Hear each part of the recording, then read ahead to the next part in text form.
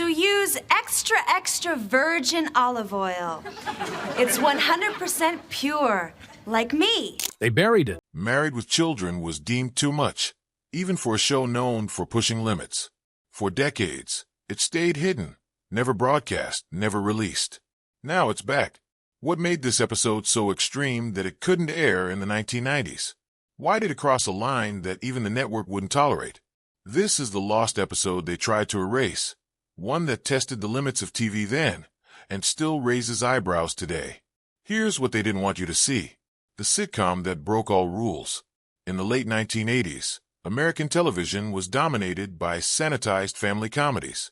Shows like Full House, The Cosby Show, and Family Ties painted portraits of loving, well-adjusted families facing minor struggles that were neatly resolved in 22 minutes.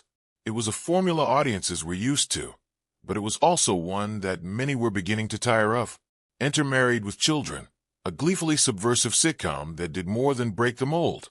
It torched it, danced on the ashes, and handed viewers something they'd never seen before. Premiering in 1987 on the then-fledgling Fox network, Married with Children flipped the American sitcom on its head.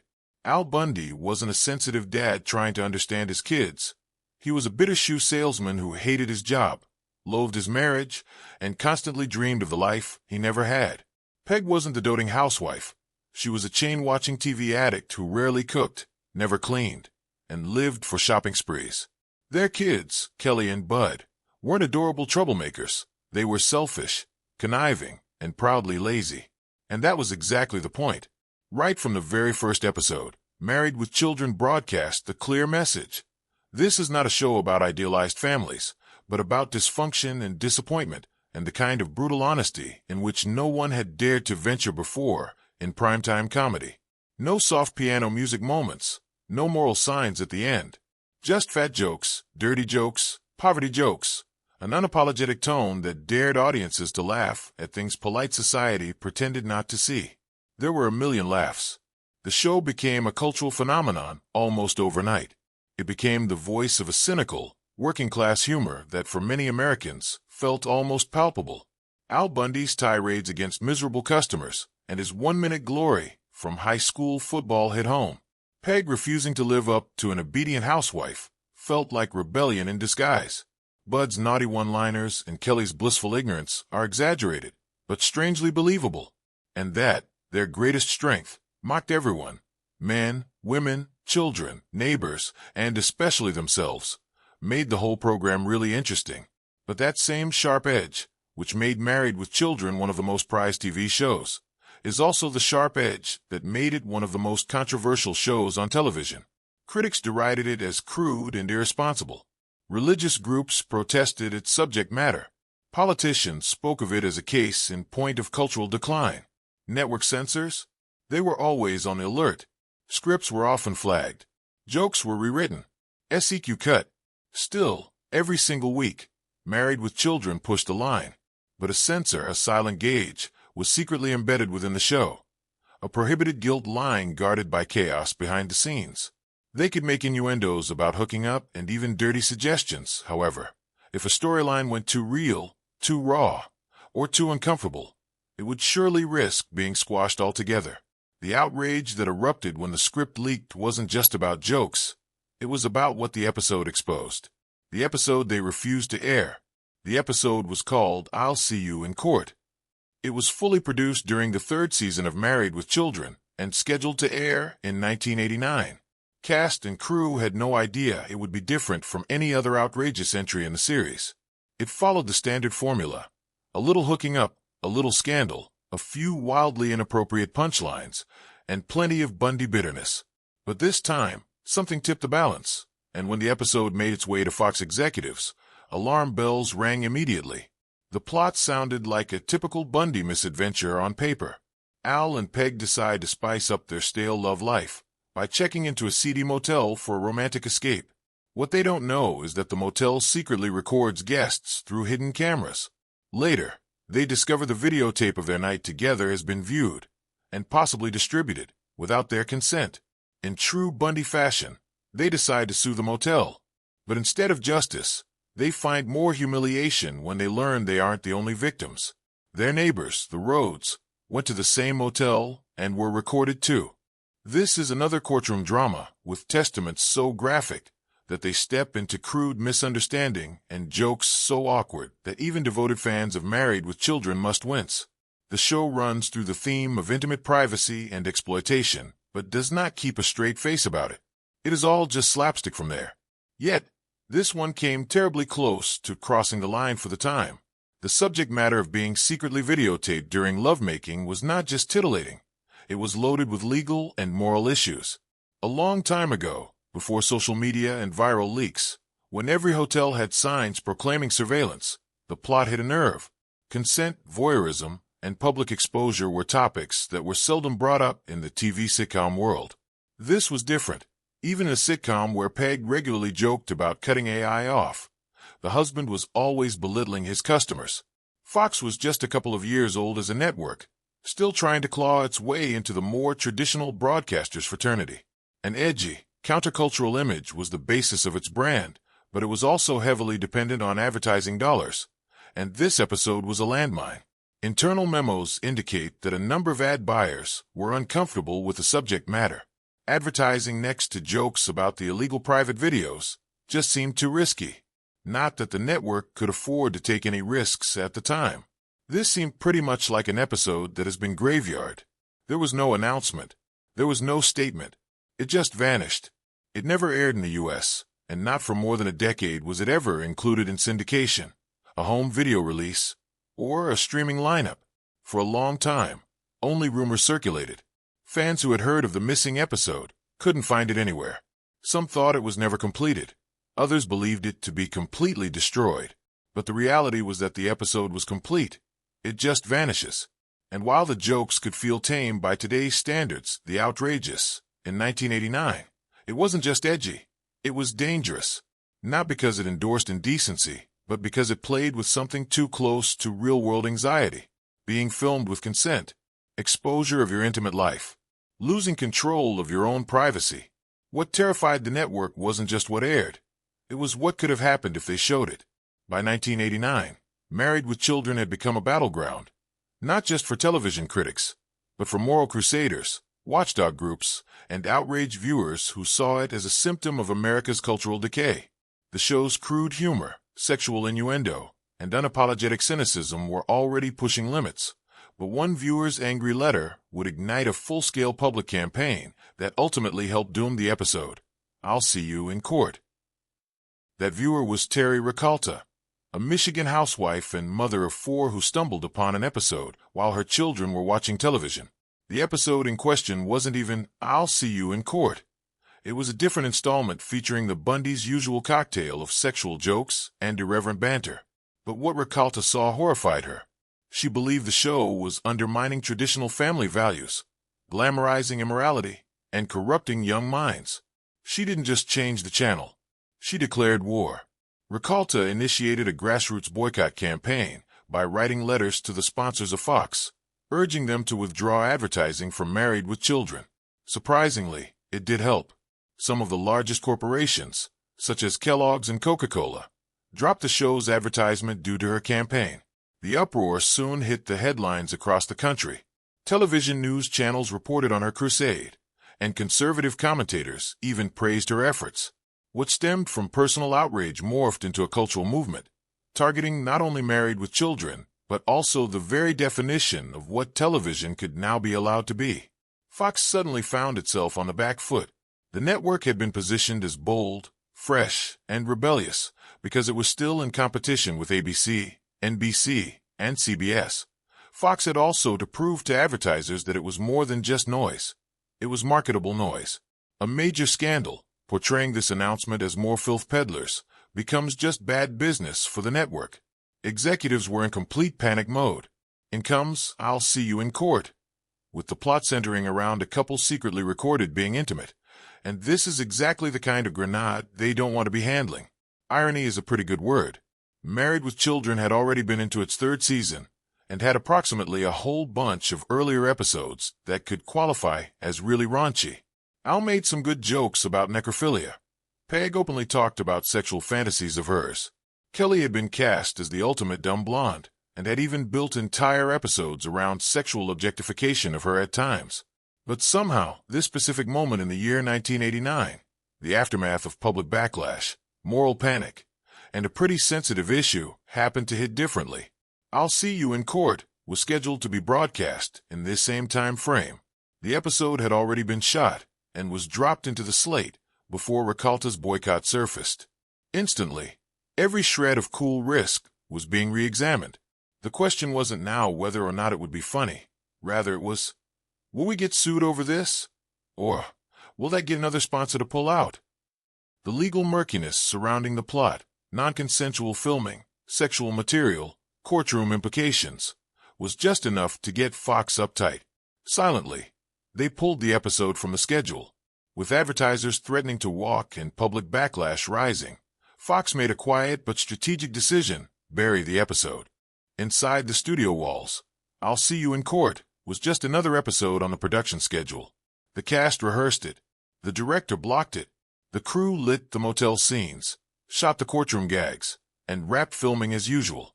To them, it was simply another day on one of the most outrageous sets on television. But behind the laughter, no one realized that they had just filmed the most controversial and soon-to-be-buried episode of Married with Children. In later interviews, the cast would reflect on the episode with a mix of confusion, amusement, and disbelief. Ed O'Neill, who played Al Bundy, once said he couldn't understand why this episode was the one that got pulled. After all, he delivered monologues about women's hygiene, insulted overweight customers to their faces, and repeatedly compared his intimate life to punishment. Yet none of those moments ever caused the network to flinch. Al Bundy was far from a genius in Peg Bundy. Katie Seagal reportedly found the script funny and sharp. She said the motel story was completely consistent with the show's raunchy, awkward, over-the-top but not really hurtful plotlines.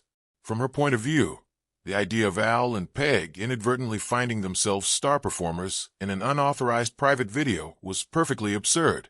She felt this captured all that their marriage embodied.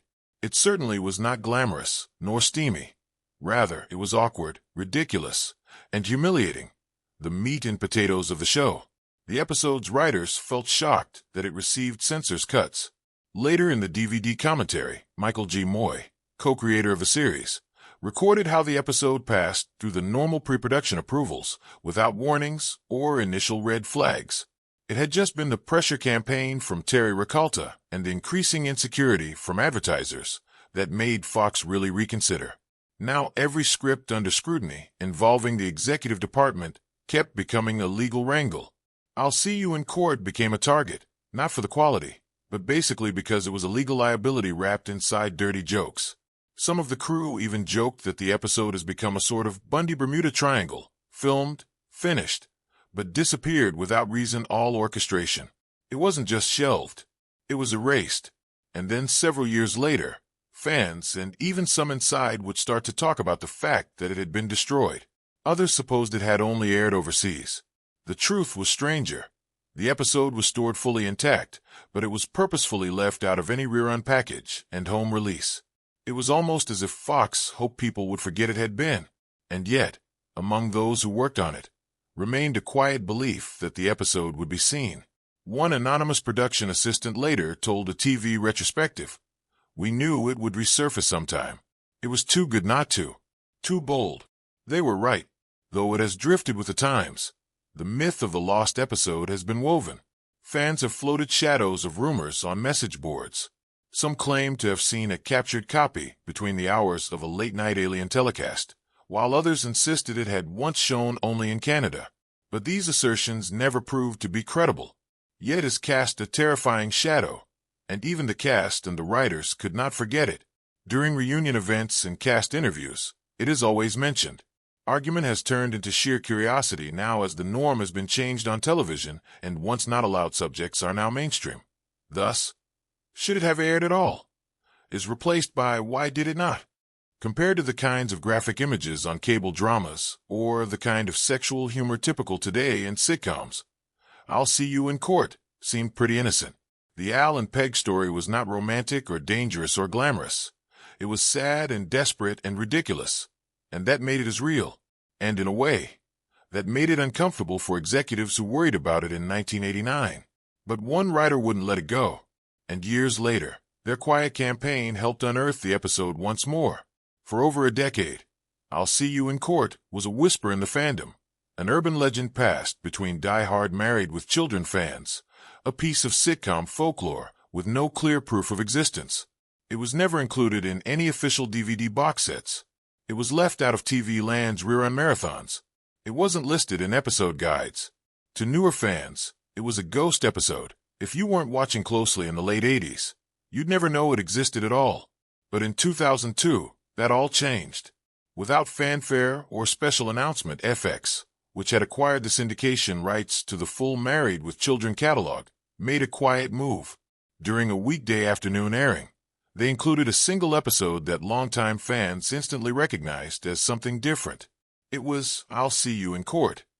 For the first time in U.S. broadcast history, the banned episode aired in full. Viewers were stunned. Some who had grown up hearing about a mysterious missing episode suddenly saw it materialize on screen. Social media was still in its infancy, but early internet forums exploded. Threads popped up on fan sites. People were quoting lines, sharing reactions, asking, "Did anyone else just see that? Was that the real thing?" And yes, it was. FX had chosen to include the long-lost episode as part of its rerun rotation, and surprisingly, it aired without edits. Nothing was censored. No lines were removed. No scenes cut. It was the original episode in its raw, unapologetic form. Response was immediate but very mixed. Fans were delighted. For them, the episode was everything they expected. This was exactly the sort of crude, cutting satire that made Married with Children great in its heyday. Others were more wary. Voyeurism and sexual privacy, and lawsuits for exploitation, were the sorts of things that may have felt disconcerting even back in the early 2000s. Strange enough, some felt that the passage of time had made the episode even funnier, while others wondered whether it was harder to digest because of the weight. Regardless of opinions on the content, virtually all present could agree on one thing: it surely mattered.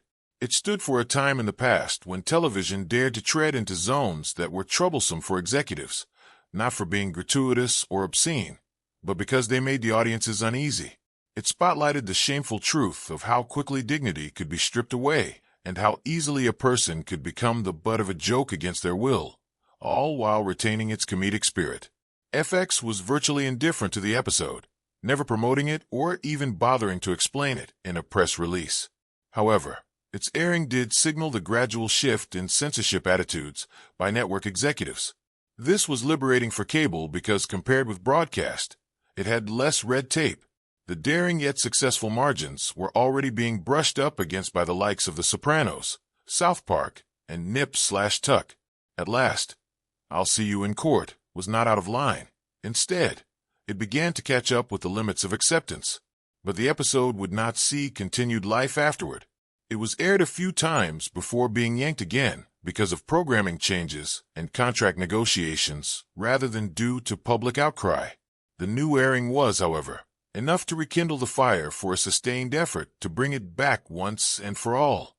The episode was demanded to be included in the official DVD collection. Petition threads popped up on early fan sites. Entertainment writers mourned the story in retrospectives. Cast members were once again asked about it in reunions and interviews. The interest was beyond question, and the mounting pressure was there.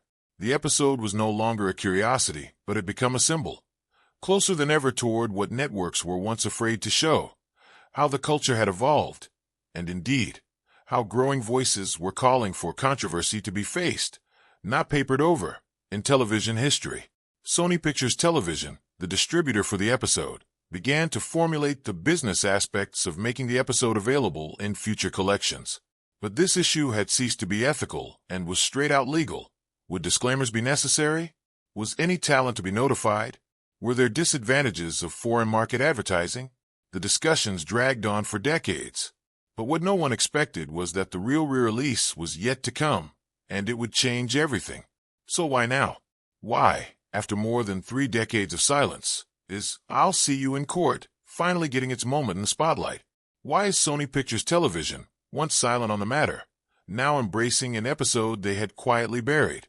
The answer is layered, but it comes down to one truth. The world has changed, and so has television. In the 1980s and 90s, broadcast networks like Fox operated under tight control.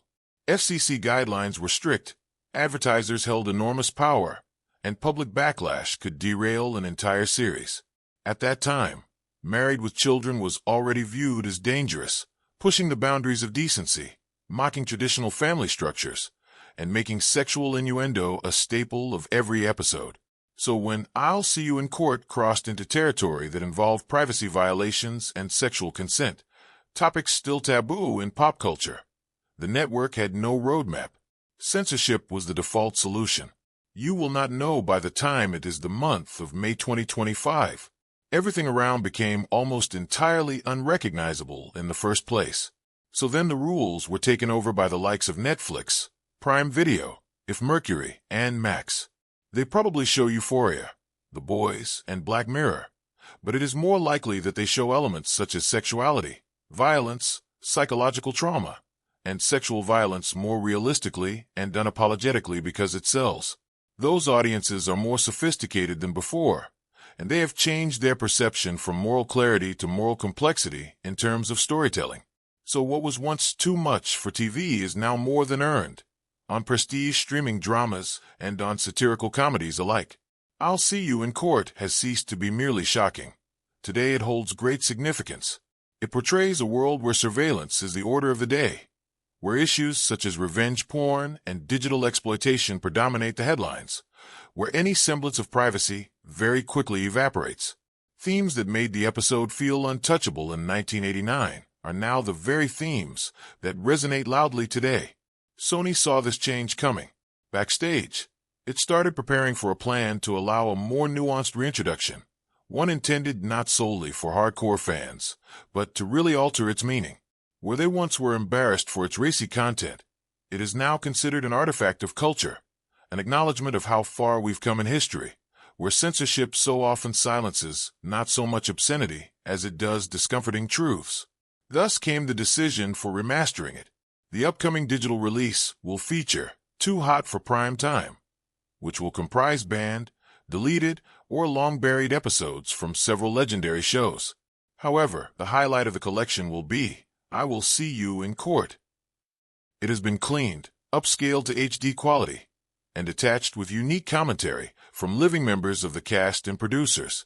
Included is even a brief documentary taking learned dives into the whys behind the episode's pulling, how the Ricalta dust-up influenced early Fox years, and what the cast actually thought about keeping quiet. And timing is perfect. Today, audiences are not only curious about lost media, they are crazy about it. YouTube channels, Reddit threads, even a podcast or two have been established to dig up suppressed films, never-aired pilots, censored scenes, and lost sitcom episodes. Nothing this hungry has ever existed, nor has it ever had such an appetite for what it wasn't allowed to see. In the aspect of traditional finance, the return of I'll See You in Court is not only a victory of nostalgia, it's a chance for marketing. Sony isn't just issuing an episode to be played again. They're unearthing some long-time suppressed entertainment that is suddenly feeling very important. This then allows the show to intermingle within a society-wide conversation about censorship, consent, and media control, while allowing fans to relive one of television's most discussed families. And I would say very much there's also no concern now about any advertisers. Streaming has no obligation toward traditional commercial sponsorship. The episode can sell directly to consumers. No middlemen, network pressure, or moral watchdogs armed with fax machines and mailing lists. What would have triggered a ratings catastrophe instantly goes live via the push of a button. And this time, the episode won't be buried in reruns. It will be front and center, with its own spotlight. At first glance, I'll See You in Court might seem like a relic from a raunchy sitcom that thrived on shock value. A crass intimate video plot, a few dirty jokes, and a courtroom gag. Typical Married with Children material. But beneath the laughs and absurdity, this episode struck a raw nerve that still hasn't healed. That's why it mattered in 1989. And that's why it matters even more in 2025. Because this episode wasn't just pulled for being indecent. It was pulled because it hit something deeper, something that, in retrospect, feels eerily prophetic. At its core, I'll See You in Court was about consent, surveillance, and shame. And in a culture that's still trying to figure out who gets to control their image, their privacy, and their story, those themes haven't aged at all. They've only grown more urgent. It makes you think. The Bundys are filmed during a private, intimate time with no knowledge at all. The footage is stored, maybe viewed, maybe even copied. And when they try to take someone accountable, it leads to mockery, disbelief, and a legal system that is more into parodies than justice. This sounds almost absurd, but isn't that the configuration of current scandals out there in real life? From lesser Instagram posts to hacked private photos, from leaked OnlyFans accounts to so many stories of private moments being shared in public without consent, the past decade has truly witnessed the rise of revenge porn. Blame is placed on the victims, on their being laughed at. They're being told that it was their fault they were recorded in the first place. Real trauma exists, but society is still trying to come to terms with it.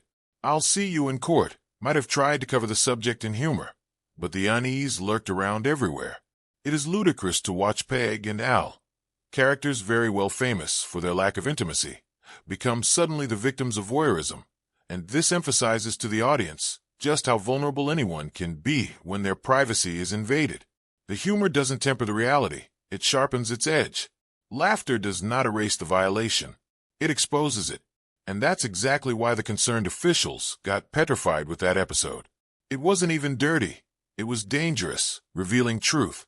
Not through a speech or some dramatic monologue, but precisely how a punch-in-the-gut comedy can deliver when firing at full volume. Mocked a justice system that has utterly failed to protect the vulnerable. Satirized the innate tendency of intimacy to have become spectacle. Most importantly, it showed how terribly easy it is to experience what would be viewed as humiliation when those who hold power treat one's trauma as little more than entertainment. Today, we were finally prepared to hear that story.